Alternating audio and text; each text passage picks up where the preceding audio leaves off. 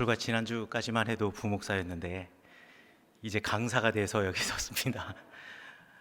예, 제가 교회 한 주 못 오고 그 다음에 한 주 쉬었다가 2주 만에 춘천중앙교회를 오는데 이렇게 마음이 편안하고 따뜻하고 사무실을 들어가는데 당장이라도 누군가가 뛰어나와서 저를 반겨줄 줄 알았는데 꼭 그렇지는 않더라고요. 그러면서 이바울 목사님과 계단을 올라오면서 역시 우리 교회 참 좋다라고 제가 말했더니만 이바울 목사님 말씀하시는 말씀이 어느 교회요? 이렇게 말씀하세요. 우리 교회라는 말에 이제 내가 바뀌었구나라는 것을 이제서야 실감하고 있습니다. 2015년에 사우스캐롤라이나 찰스턴에 위치한 임마누엘 아프리카 감리교회에서 총기 난사 사건이 있었습니다. 수요일 저녁 성경 공부가 있던 날에 딜런 루프라고 하는 백인 청년이 스스로 말하기를 인종 전쟁을 할 목적이다라고 하면서 이 흑인 교회에 들어가서 벌인 무차별 총기 난사 사건이었습니다. 이 사고로 흑인 9명이 사망하였고요. 흑인 교인이죠. 그리고 3명이 큰 중상을 입었습니다. 범인은 도주 후에 곧 붙잡혔습니다. 인종차별과 증오가 빚어낸 끔찍한 참사 때문에 미국 전역이 들끓었고, 그리고 과거 LA 폭동과 같은 대규모의 흑인 폭동이 일어날지도 모르겠다. 정부는 매우 긴장했습니다.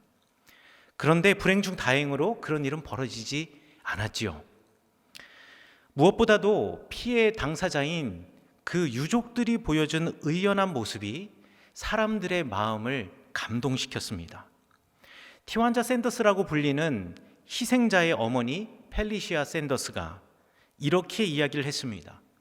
내 몸 어느 구석 하나하나 아프지 않은 데가 없지만 하나님의 은혜가 그 가해자에게 있기를 바란다 라고 하면서 범인을 용서했습니다. 이분만 그랬던 것이 아니라 그 자리에 있었던 모든 교인들, 그러니까 희생자의 교인들이 한 마음으로 다 그렇게 법정에서 증언했습니다. 사망자 중에는 그 교회 목사인 클레멘타 피크니라는 목사님이 계셨습니다. 피크니 목사의 추모식에 참석한 오바마 대통령은 희생자들을 추모하는 연설을 했습니다.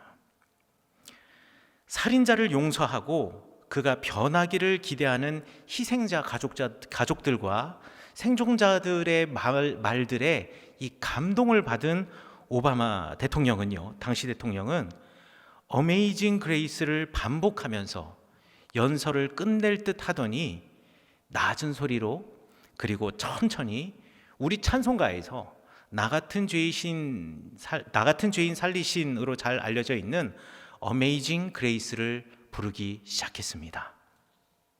나 같은 죄인 살리신이라는 이 찬양의 가사는 여러분들이 잘 아실 겁니다. 그런데 원래 영어 가사에 약간 한국말의 의역이 되어 있어서 원래 가사의 의미를 조금 제가 살려서 이야기를 하자면, 잃었던 생명 찾았고 광명을 얻었네 라고 번역된 이 구절, 맨 마지막에 우리 부르셨는데요, 뭐라고 영어로 가사가 되어 있냐면 I once was lost, but I'm found 라고 되어 있습니다. 이 가사를 조금 의역하자면 이렇게 저는 의역하고 싶습니다. 나는 한때 잃어버린 아들이었지만 이제는 돌아온 아들이라네. 잃어버린 두 아들의 비유에서 잃어버린 아들을 찾은 아버지의 마음이 아니라 반대로 이제 돌아온 아들의 입장에서 내가 과거에는 잃어버린 아들이었지만 이제는 주님께로 돌아온 아들이라네.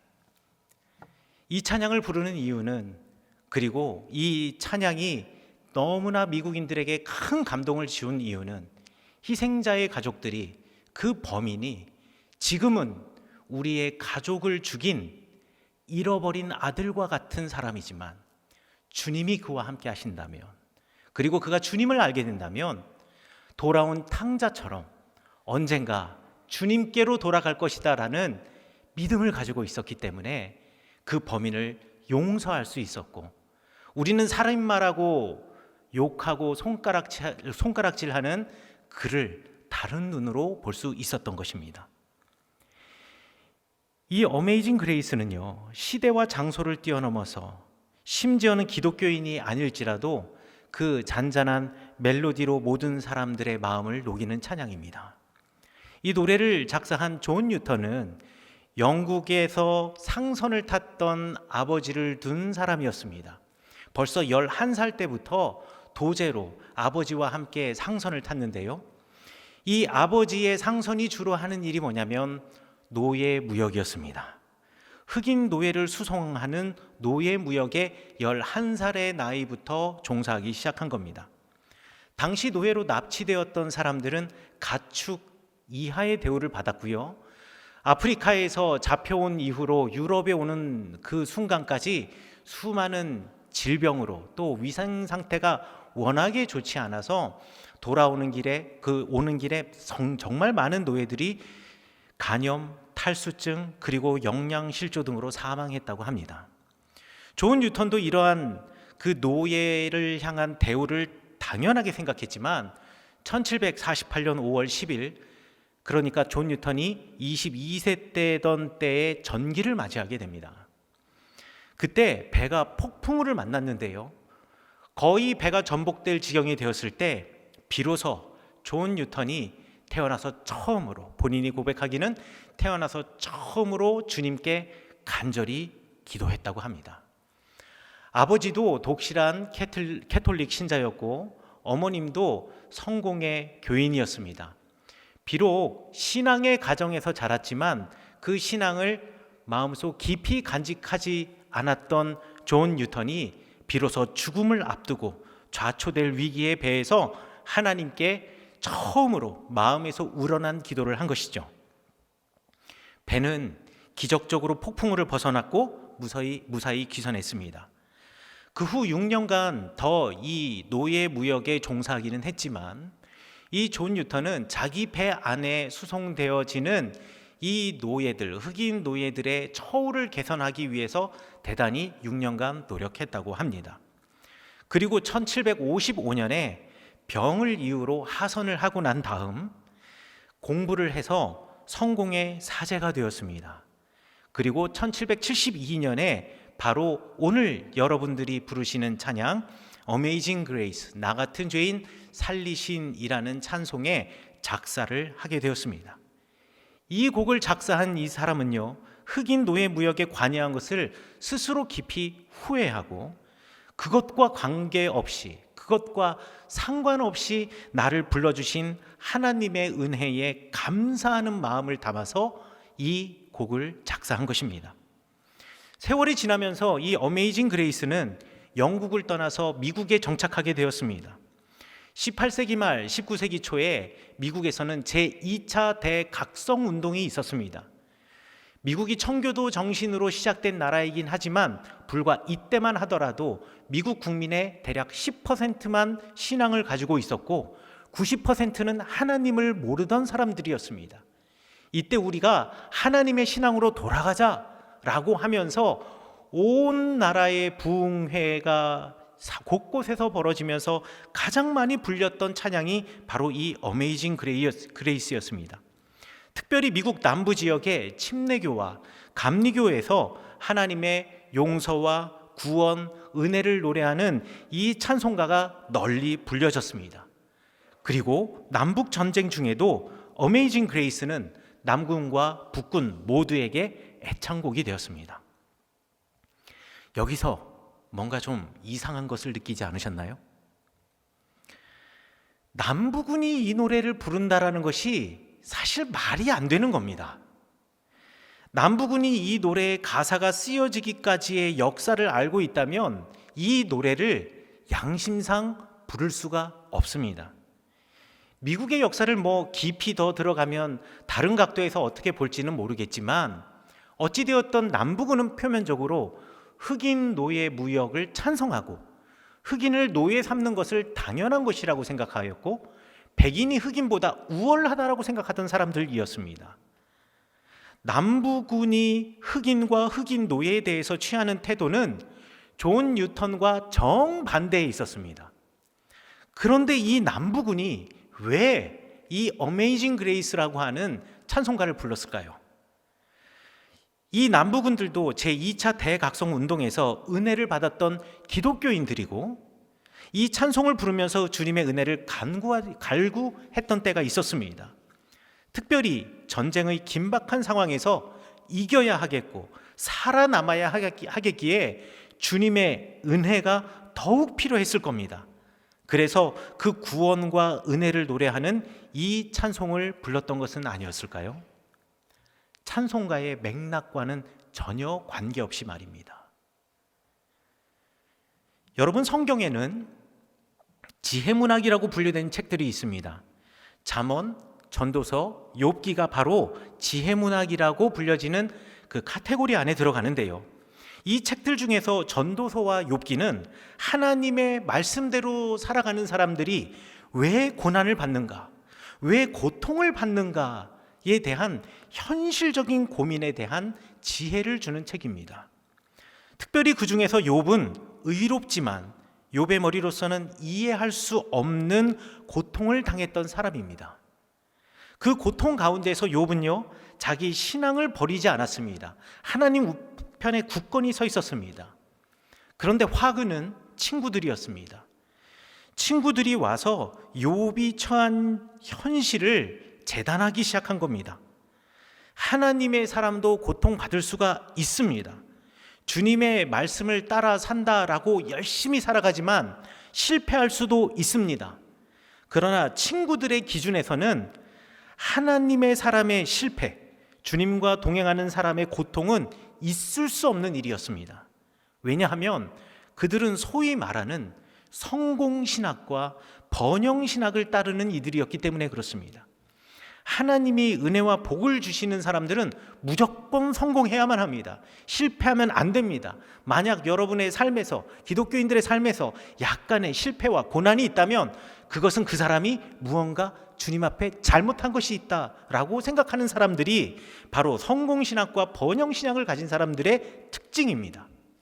그리고 어떠한 방법을 쓰더라도 잘 되고 사회적으로 인정을 받으면 그 사람의 신앙도 좋기 때문에 주님께서 복을 주신 것이다 라고 생각하는 사람들이 바로 성공신학과 번영의 신학을 따르는 사람들이었습니다. 그런데 이런 지적인 오류에 빠지는 것이 그리 생소한 일도 아닙니다. 저도 여러분도 이러한 오류에 빠질 수 있습니다. 그런데 더 무서운 것은 이러한 오류에 빠진 사람들이 사회적인 지위가 높아서 있어서 리더의 위치에 있는 사람, 또는 지적이면서 그 지식을 무기 삼아서 다른 사람을 베기 시작할 때 큰 문제가 일어나기 시작합니다. 이런 사람들이 들고 있는 칼은 그야말로 다른 사람의 살을 살짝 상처내는 것이 아니라 깊게 베게 돼 있고, 심지어는 그 칼에 다른 사람이 죽기도 합니다. 그리고 자기가 갈아놓은 그 날카로운 칼에 자기 스스로 베이기도 합니다. 욥도 처음에는 하나님의 편에서 하나님의 정의로우심을 변론하지만 친구들의 대화에 휩쓸리다 보니, 또 친구들의 말이 그럴듯한 것 하다 보니 결국 하나님을 보는 눈이 그들처럼 바뀌게 되었습니다. 생각해보니 찾아온 친구들은 그런 고통을 받고 있지 않은데 나만 그 고통을 받고 있는 것이 마치 내게 큰 문제가 있어 보이는 겁니다. 그런데 이것은 사족이긴 하지만요, 욥의 친구들이 욥에게 찾아와서 그런 시시콜콜 충고를 했으나 사실 성경에는 정작 그 욥의 친구들이 어떤 삶을 살았는지에 대해서는 설명하고 있지 않습니다. 정말 이 사람들이 자신들이 고통을 받지 않고 있기 때문에 하나님의 사람처럼 살았는지 성경이 증거하고 있지 않다라는 거죠. 욥이 하나님을 향해서 불만과 불평의 말들과 기도를 쏟아내기 시작했습니다. 그러자 마침내 주님께서 욥을 찾아오셨습니다. 폭풍우 가운데서 우레와 같은 말씀으로 하나님께서 세상을 창조하시는 섭리를 이야기하시는데 38장부터 지금 오늘 성경 본문에 이르기까지 쭉 계속됩니다. 그러면서 온갖 피조물의 창조의 섭리를 말씀하십니다. 중간중간에 욥에게 할 말이 있냐라고 다그쳐 물어보시는 것, 그것을 제외하고는요, 계속 하나님이 세상을 창조하시면서 피조물 사이에 만들어 놓은 그 관계들과 그 관계의 이치들과 이런 것들에 대해서 쭉 설명을 하십니다. 그러면서 욥에게 물어봅니다. 너는 그것을 알고 있느냐? 너는 그 이치를 알고 있느냐? 그런데 독특한 것은 하나님이 창조하신 세상의 피조물들을 쭉 열거하며 심지어는 창세기에는 나와 있지 않는 리워야단이라고 하는 엄청난 괴물 같은 생명체도 이야기를 하는데 정작 사람은 쏙 빼놓으신 것입니다. 그 수많은 창조의 피조물을 이야기하면서 정작 제일 중요하다고 생각하는, 우리가 제일 중요한 피조물의 창조의 거의 핵심이라고 생각하는 사람만 쏙 빼놓으신 겁니다. 창조의 중심이고 세상의 중심인 인간을 왜 빼놓으셨을까요?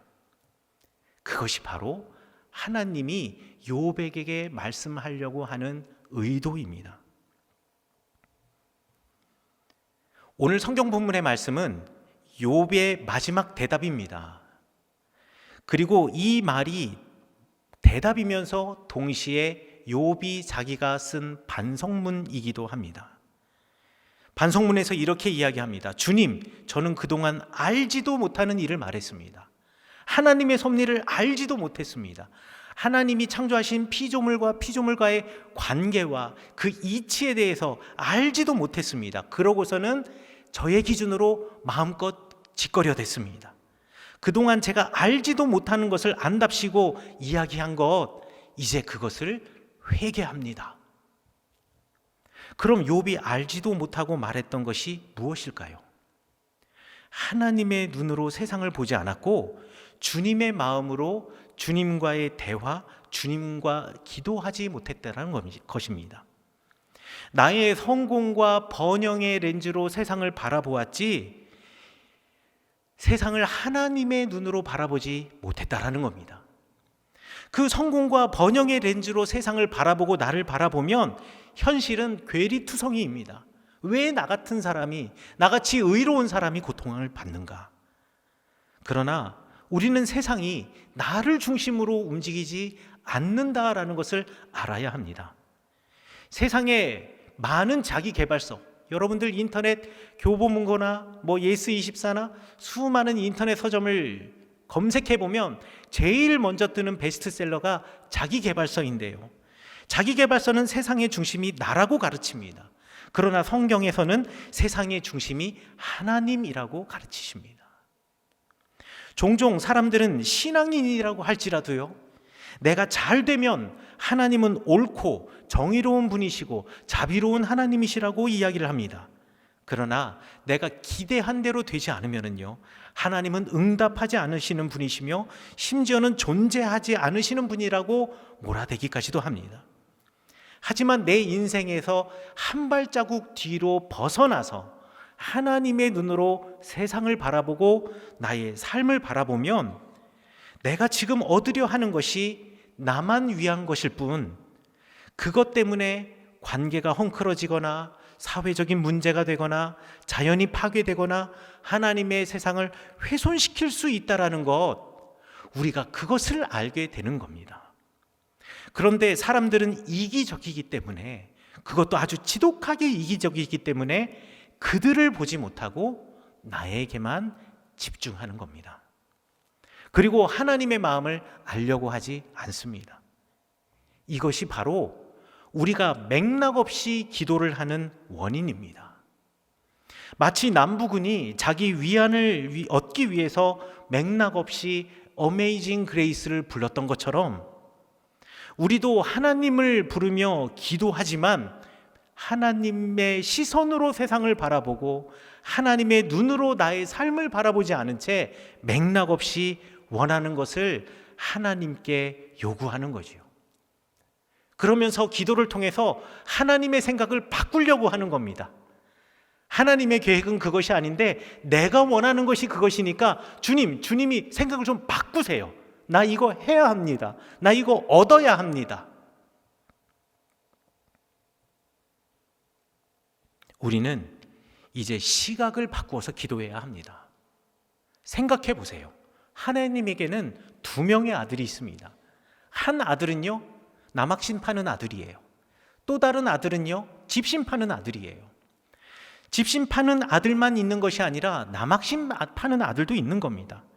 집신 파는 아들들이 와서 주구장창 해가 쨍쨍 내리게 해주세요. 비가 오면 집신이 안 팔려요. 해가 쨍쨍 내리게 해주세요. 라고 기도한다면 하나님은 그 기도를 들어주셔야 하겠습니까? 아니면 들어주시지 말아야 하겠습니까?